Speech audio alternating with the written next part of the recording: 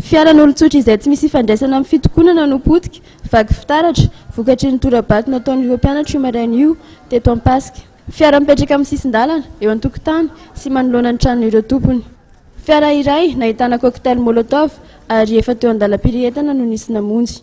Saika mbola hita tao anatin'ireto fiara ireo vato nitorahana azy ireo.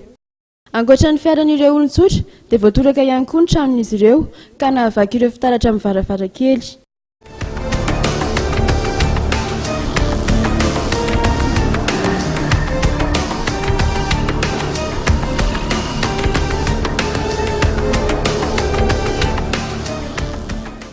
Nandritra ny fotoana nitrangana ireo dia nanakatona ny varavarany avokoa ireo mpivarotra manodidina ity toerana ity.